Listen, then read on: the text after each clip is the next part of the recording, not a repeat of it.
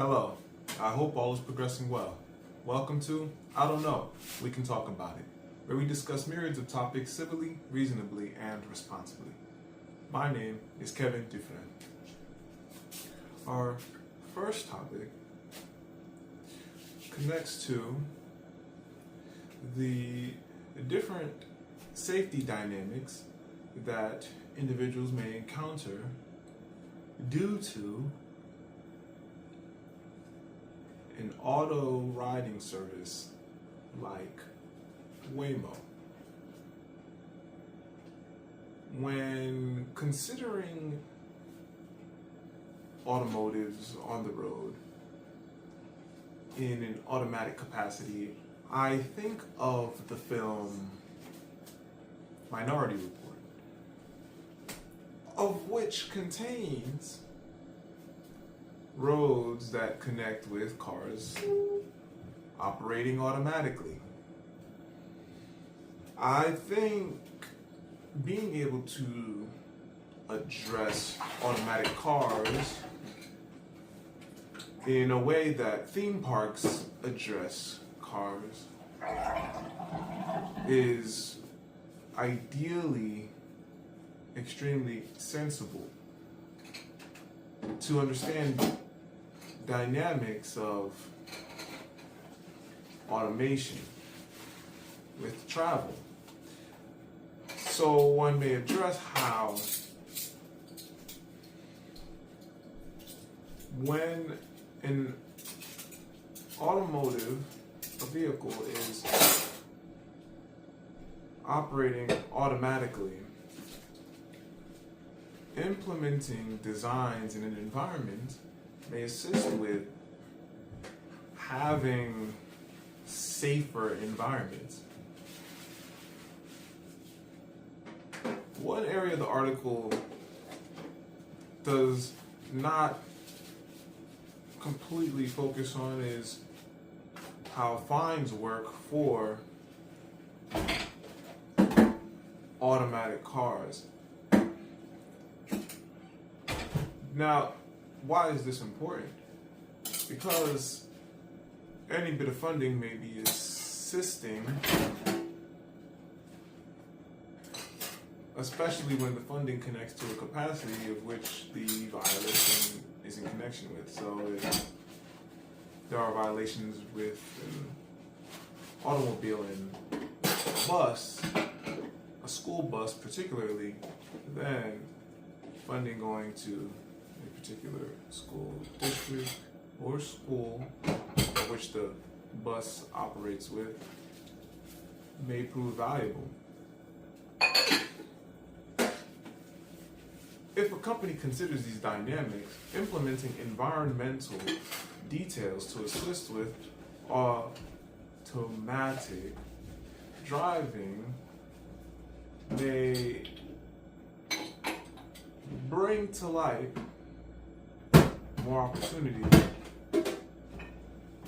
of which may be connective. So a company may operate with an environment considering all the parts of an environment.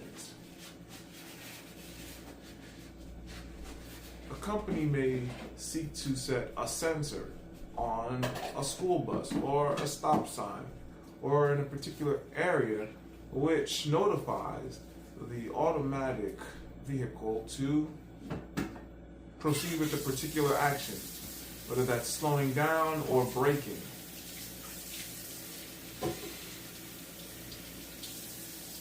Implementing a sensor of the sort may require partnerships. What school might want to partner with a company with automatic vehicles so as to approach safety, as well as other dynamics that may prove valuable for any of the partnership, integrating business connections with the school environment may prove valuable for the school's constituents and a business long term. So I think automatic cars may find a lot more integration and safer parameters which are collaborative, more so than a free enterprise that is similar to a lane within a lane, attempting to operate of a system that is seemingly remapping what already has mapping and trying to navigate that remapping. Whereas implementing sensors can be an integration of mapping. Because updating a system alone may not be effective if operating within the particular system without any considerations of which the system operates through. So I think there are solutions to integrate automatic driving that may prove beneficial for any entities of an environment through good collaboration and willingness to address what may be a safety concern. Additionally, there may prove to be more opportunities for entities that are seeking to collaborate, for entities that are seeking to partner with entities of an environment. More success may be available. Our next topic, approaching CTE. I think the article brings about good dynamics to address, especially if the educational environment is not able to offer dynamics of CTE which may prove financially valuable, accrediting, or only a theoretical basis to connect individuals with learning parameters that engage economic dimensions at a latter point in education. There are ways to earn a credential through high school. One may earn an associate's degree through high school. One may be well set from high school with good efforts and practical motions with dimensions of CTE that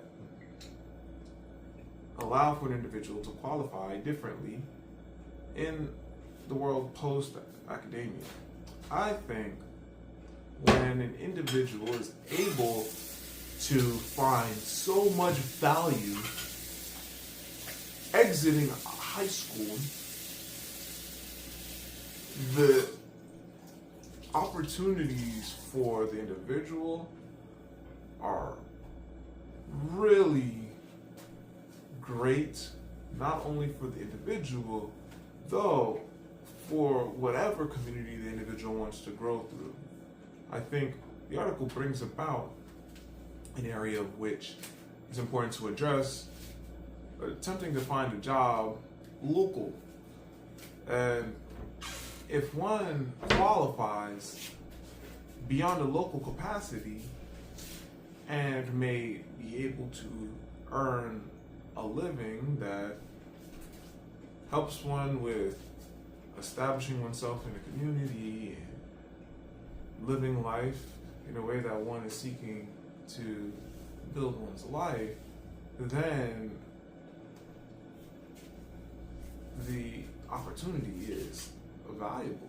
And I think what certain educational environments are offering through CTE programming is really setting up individuals that are engaging with those dynamics for long-term success and bringing individuals to more opportunities for expansion. So if an individual earns accreditation, earns a high school diploma, and an associate's degree, within the 4-year span of high school, the individual has 2 years, if the individual so chooses, to proceed with a different collegiate endeavor to further one's growth and one's expertise. I find any high school offering so many dynamics to be extremely valuable to society, and I really am finding these opportunities to be worth championing, because there are so many opportunities that individuals may be able to benefit from and benefit others through, that are really engaging a different population set. The population set realistically has to do with accreditation more so than age, though the timing makes sense for individuals that may be engaging in those dynamics, and that's anyone that may have time to invest in education to a degree that brings them more value, to invest in learning to a degree that brings them more value, and bringing them more value, the communities of which the individuals work through. All right, it's time for some origami. Today's origami begins with a square sheet of which we'll fold edge to edge, then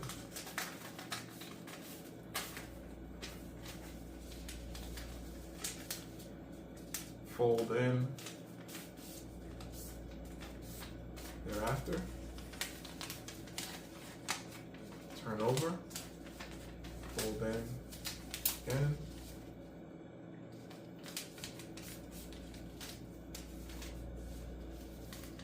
the folds this time though are on the other side, so we'll fold here. Next, we'll open everything up. We're just going to turn the paper, and we're going to do the same type of folding in the other direction.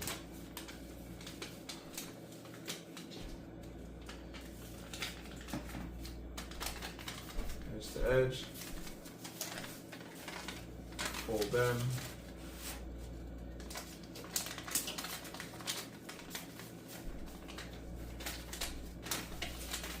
after this fold in, we're going to fold on the other side of the paper. Try to be as precise as possible. It doesn't have to be perfect, so the precision will help, because this origami fold overall builds on itself, like most origami folds overall do, very intricately. We're going to open up again so we can see the shifting folds. Now what we're going to do is we're going to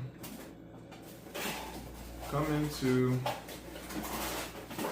our fold here. This, we're gonna make a third fold. So right here, we're just gonna take this edge and we're gonna bring it to the 1, 2, 3, third fold. It's gonna make its own fold. So we'll have a new line. So again, from the edge, we'll go 1, then 2, then 3, and fold the edge to the third one. From here, we want to keep this fold, and we're gonna have a long fold now. So what this looks like is, it's gonna be a fold from the following edge. So you see I've set a little marker here. So we fold to the third edge, and we have this from this fourth edge, we're gonna fold diagonal to this point here. And that point is like the other point of the rectangle. And we're gonna do this for each row going down. We just want the fold. So no need to fold it over, just that mountain fold. Okay. And you'll see how it starts to build with the step, and just continue to fold. So we can have the following folds to be easy. The following folds will be on the other side. So, close attention here. You want to catch again the corners to corners. So we're connecting these rectangles as best we can from corner to corner. Okay? Far corner to far corner. Okay. I'm on the last one now. There we go. Voila. So what you'll see is this portion here. Next, we're going to fold to meet these. So we're just going to fold it up here about halfway, right? So we'll fold it here. First fold it over, then fold it on that line, okay? We'll fold that line and voila, it'll stand as so. So we'll be looking at it like this. Next, we have to turn this over this way toward us. Okay, so we're done folding inside here. It stands like this. Next, we're gonna come in here, we're gonna fold it like this. Now, all we're gonna do here is we're gonna reinforce the fold. So we're gonna just follow the line, that line that's going straight. We're gonna follow that line, but we're gonna reinforce the fold on the other side. As you can see, just folds in like that. So just follow each line to reinforce that fold on the other side. And this is gonna come into play for the following fold. Okay, so you can see we are actually getting into what the following fold will look like. It's just to make the fold really secure for the next step. Okay, so we just press in the straight line and we fold down where we fold prior. Press in the straight line, fold down where we fold prior, press in the straight line, fold down where we fold prior, press in the straight line, fold down where we fold prior, press in the straight line, fold down where we fold prior, and then the next one we can just fold it. So now we have this fold. Okay, so now what we're going to do, now that we're here, we're going to take our fold. Okay, we're going to take our fold together, and we're just going to bring it so, like this. So we're looping it together, all right? Now from here, we're just going to follow that same pattern, but we must lock it in. So we're gonna take it, fold it, and we're just gonna follow that in through with this top part, okay? Take it, so we can fold it over in a good amount. Okay, good. Pretty good. Okay. So we'll take it, we'll fold it, and we'll keep that portion straight. Keep the straight line straight, and keep the bending line bending. Okay? Take that portion, keep it straight, and of course we bend it this way. Keep it straight here, bend it this way. And this is getting very, very, very tight. So I'm gonna actually go and start from just a little earlier point. And again, this time it's like one step bigger. So then we'll just go here. Again, following the fold.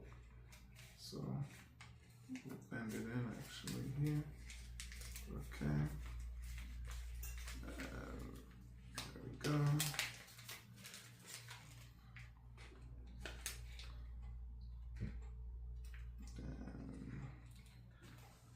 Yep, here we go. There's the diagonal right there. Then the straight line is here. The diagonal's right here. And the straight line is there. Then the diagonal's right here. Okay. So what we have next to do after we come across this point is we need to open them. So here's our base. Now we need to open the base. Okay? So what we'll do here is we'll just open each portion. It's locking in. We'll open it. Okay.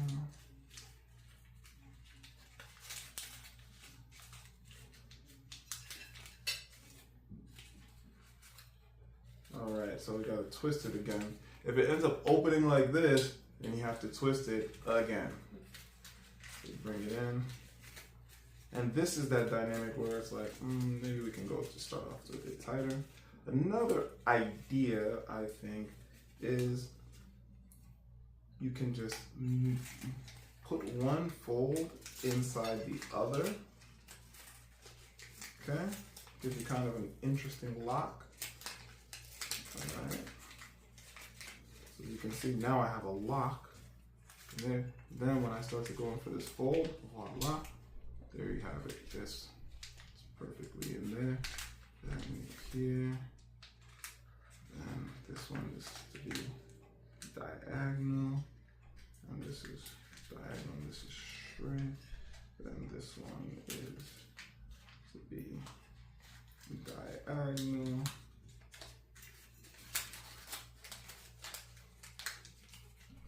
Just holding it together there. This one has to be diagonal.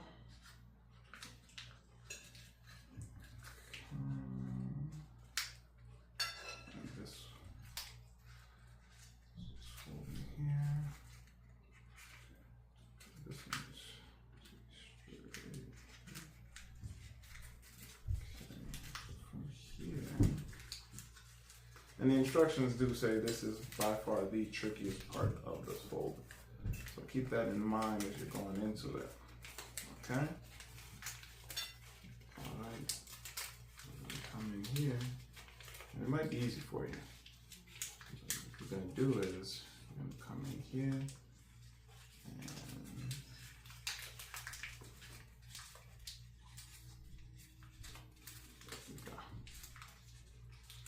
Spread it as such. They connect really nicely inside, And what you can see is, I think, again, a good way to do this is with a lock. What you can see is on the inside, there's this really nice folding pattern that you get. You start to spread it. So you get this really nice folding pattern, and that shows. So this is to be a candy holder, and basically you can take this and fill it with candy as so, or you can make another candy holder that will operate as the top, as a cover, and you can put them together. So after making one, I'm going to show you what you can do with it. And if you want to make the other one, by all means, go ahead. So I think both of them together might make a really cool way to create a box. It's a candy box, and you can share it. Otherwise, you can have a candy cup, and as you can see, if you create both of them, there will be a candy design with it. If you just create one, it's like a half candy design, though a candy holder, all in all. And you fold it the same exact way, so you can just put them together. All right, with that, I champion reading physical books. When an individual reads a physical book, there are long-term health benefits. The brain physically changes. When reading Dr. Peterson's book, one may well assess what order and chaos may be. One may recognize that life is a balance that one engages with and seeks to create, seeks to engage with. The text is really deep, quite a philosophical text, really engaging.